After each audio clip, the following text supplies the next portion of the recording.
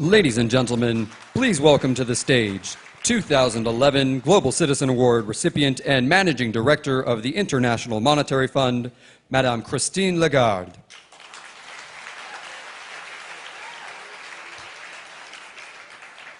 Bonsoir, good evening, 안녕하세요.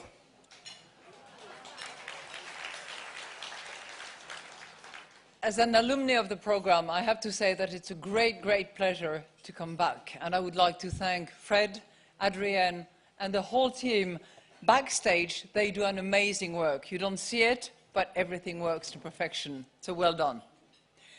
I would like to congratulate tonight all this year's winners. Of course, my friend Justin Trudeau, Prime Minister of Canada, who is a tough act to follow, I have to say. Well done.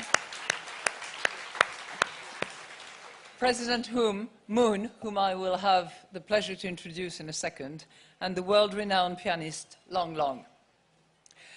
It is a particular honor for me to introduce President Moon tonight and to present him with the Atlantic Council 2015 Global Citizens Award.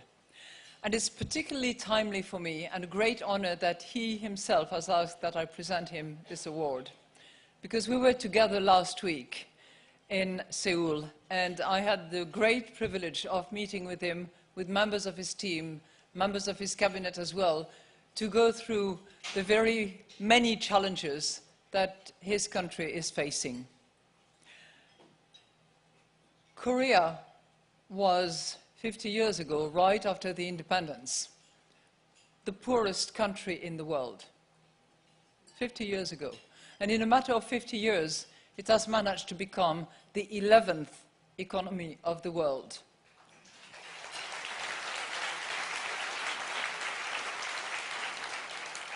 And it is a thriving economy, full of innovators, entrepreneurs, men and women. A bit less women than men, I have to say, but all unbelievably motivated, dedicated, hardworking to the extreme. And at the same time, as we were discussing last week and as we will all recognize, Korea is a country that is facing massive challenges, demographic challenges.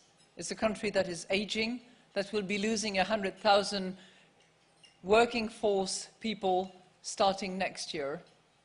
And it's right at the center of probably the most difficult geopolitical challenge of the days. It lives in a fairly difficult neighborhood. And this is very much an understatement.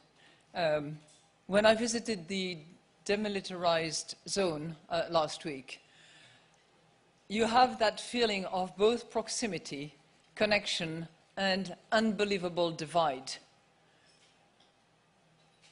4 meters large, 248 kilometers long, and people who have not been able to talk, to have a dialogue for many years, and which clearly President Moon is examining with all his wisdom, sagacity, resilience, and courage. And to face such challenges every day over so many years requires enormous, formidable strength. And it also takes a deep reservoir of courage. President Moon, from his early years, has displayed such courage. He has shown this by having the strength and courage to push his country, the country he loves. He was born there, but his parents came from North Korea today.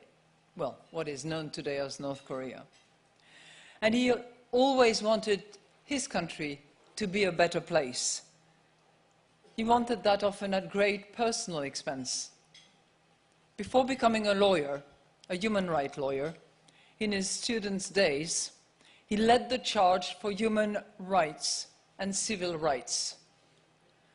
He studied law. He was an activist. He studied law. He was an activist. He passed the bar. He was an activist. He went to jail because he was an activist, and it's when he was in jail that he found out that he had passed the bar. He now dreams of a peaceful reunification. He saw his dream come through at home in South Korea, when in 1987, finally, there were democratic elections. He has now returned to the political stage, center stage. He was in politics before, and he worked very closely with the one who had been his partner in that small human rights law firm, soon to be President Roh, his friend, now passed. And I think it is that friendship with that former partner of his which drove him to want to be center stage in politics in Korea, and to have the determination, the resilience and the courage to go forward, to march ahead. And what is very special about him is that he wants to fight corruption. He says that the job he is in, it's like wearing clothes that do not really fit. Well, I certainly think that those clothes fit him extremely well, and certainly the fight that he takes against corruption in his country fits him beautifully. It is not an easy challenge anywhere in the world to fight corruption. And yet, it is the key to reinforcing the social trust that Alexis de Tocqueville, one of the first Atlanticists, if any, highlighted as so important for democracy to flourish. To lead a great society such as Korea takes, as I said, strength and courage. And perhaps now more than ever, it takes a global citizen that who can demonstrate that the Atlantisme that brings us all together tonight has nothing to do with the ocean that sometimes separates us. It has to do with the ideals that we pursue, the value that we respect, and the principles by which we abide. It is clearly those that inspire President Moon. I now invite President Moon to come to the stage to receive the Atlantic Council's 2017 Global Citizen Award, and I hope your dreams come true, President.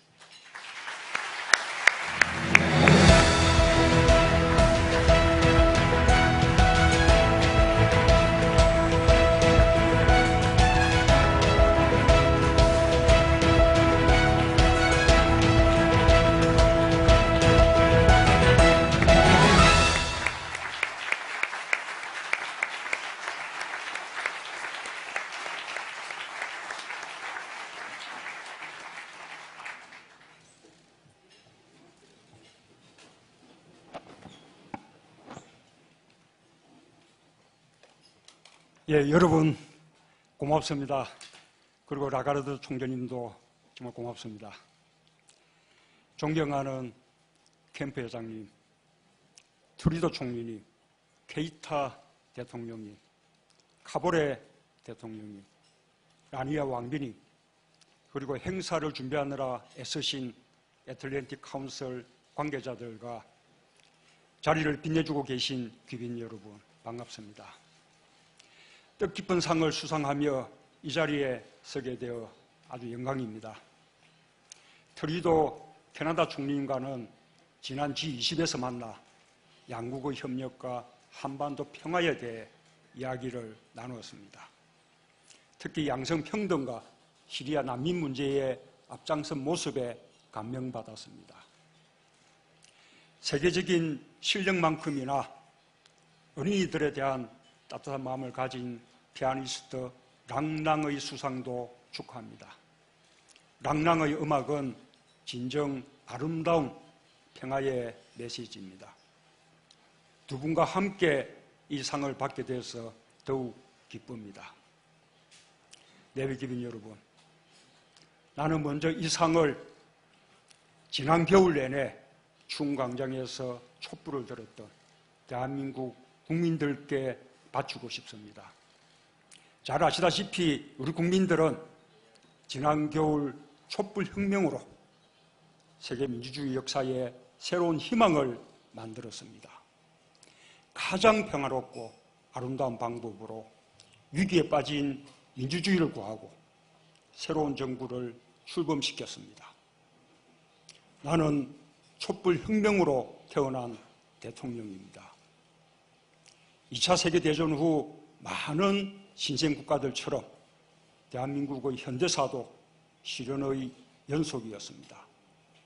그러나 우리 국민들은 식민지에서 분단과 전쟁, 가난과 독재로 이어지는 고단한 역사를 이겨냈습니다.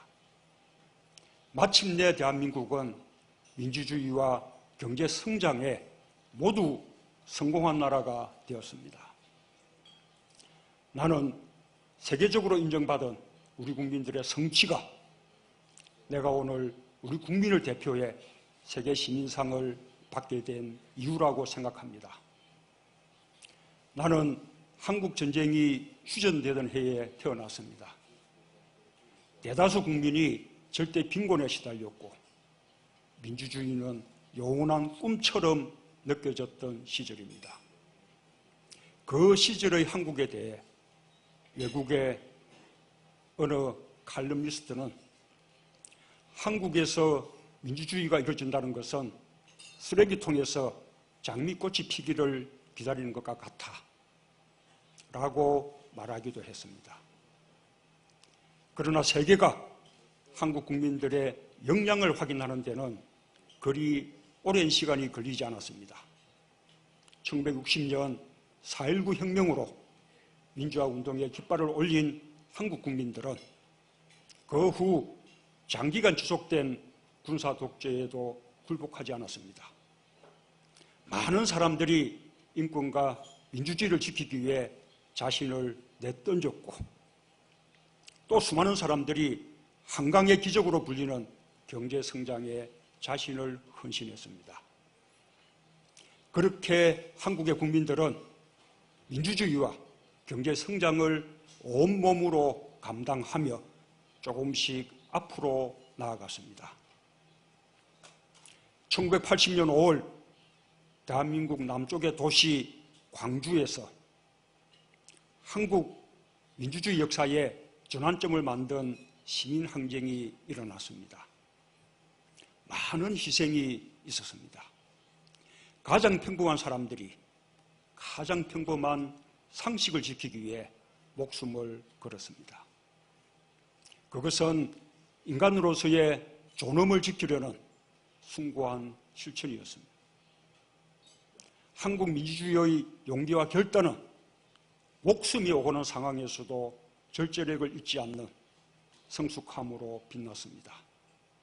시민들은 부상자들의 치료를 위해 줄을 서서 헌혈을 했고 중국밥을 만들어 너나 없이 나누었습니다.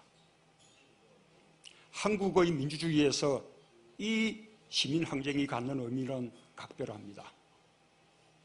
국민들은 희생자를 추모하는 데서 그치지 않았습니다. 은폐된 진실을 밝히고 광주 시민들의 용기와 결단을 민주주의 역사에 확고히 새기기 위해 노력했습니다. 한국의 민주주의는 1987년 6월 항쟁으로 또 한 번 도약했습니다. 국민들 마음속에 뿌리내린 민주주의가 광장을 열었습니다. 그 광장에서 한국 국민들은 시대의 흐름을 독재에서 민주로 바꿔냈습니다. 대통령을 내 손으로 뽑을 권리를 되찾았고 그 힘으로 사회 각 분야에서 민주주의 공간을 확장했습니다. 소수의 저항에서 다수의 참여로 도약한 한국 민주주의는 경제 위기를 극복하는 힘이기도 했습니다. 무너지지 않을 것만 같았던 독재의 벽을 무너뜨린 우리 국민은 경제에서도 기적 같은 힘을 발휘했습니다.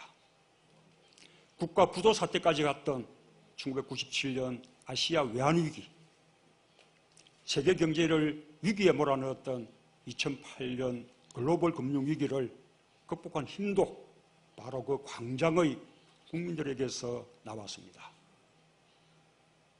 내외기분 여러분, 이제 한국의 민주주의는 국민 주권의 완전한 실현을 위해 진전하고 있습니다. 우리 국민은 촛불혁명을 통해 헌법의 절차를 통해 국민의 뜻을 배반한 대통령을 파면했습니다. 가장 평화롭고 아름다운 방법으로 국민의 뜻을 실현한 것입니다. 우리 국민들은 독재 정권이 빼앗았던 대통령을 내 손으로 뽑을 권리도 스스로 힘으로 되찾았고, 대통령이 잘못할 때 탄핵할 권리도 스스로의 힘으로 보여주었습니다. 의회와 사법부도 국민의 뜻을 법과 제도로 뒷받침했습니다. 대한민국 국민들은 민주공화국의 모든 권력은 국민으로부터 나온다는 명제를 전 세계 시민들에게 보여주었고, 이를 통해 대통령이 된 나에게는 대통령도 국민의 한 사람이다는 사실을 분명하게 말해주었습니다. 나는 이 사실이 말할 수 없이 자랑스럽습니다. 그리고 자부심과 함께 책임감을 느끼고 있습니다. 촛불혁명은 여러 달에 걸쳐 1700만 명이 참여한 대규모의 시민행동이었지만 처음부터 끝까지 단 한 건의 폭력도, 단 한 명의 체포자도 발생하지 않은 완벽하고 평화롭고 문화적인 축제 집회로 진행되었습니다. 폭력이 아니라 평화의 힘이 세상을 바꾼다는 것을 보여주었습니다. 나는 이렇게 평화의 힘을 전 세계에 보여주고 세계적인 민주주의의 위기에 희망을 제시한 대한민국의 촛불 시민들이야말로 노벨 평화상을 받아도 될 충분한 자격을 갖고 있다고 생각합니다.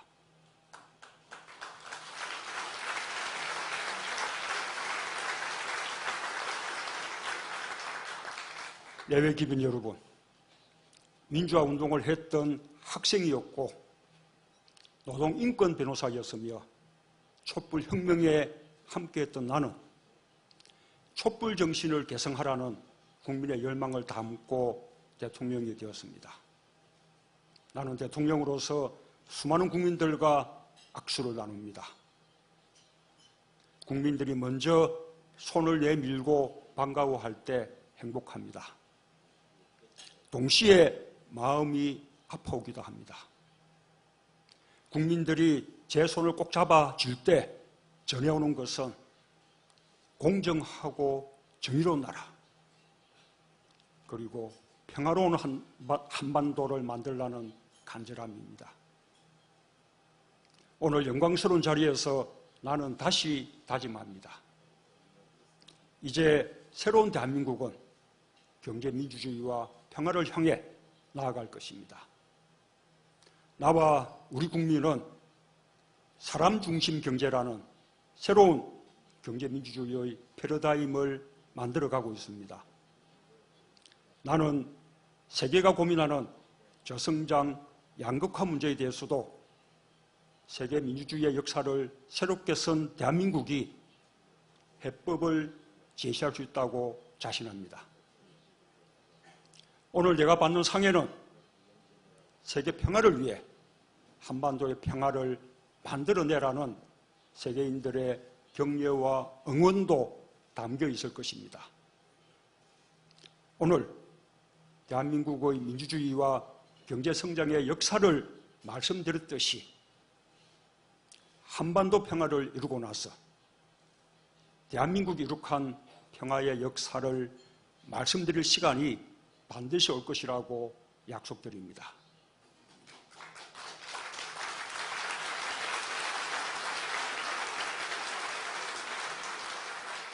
오늘 이 자리에 계신 여러분께서도 대한민국이 걸어갈 경제민주주의와 평화의 길에 아낌없는 성원을 보내주십시오.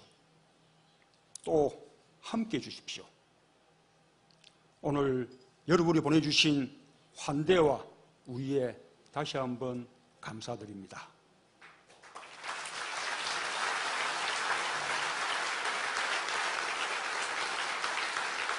애틀랜틱 카운슬 재단의 발전과 오늘 참석하신 모든 분들의 건강과 행복을 기원합니다. 감사합니다.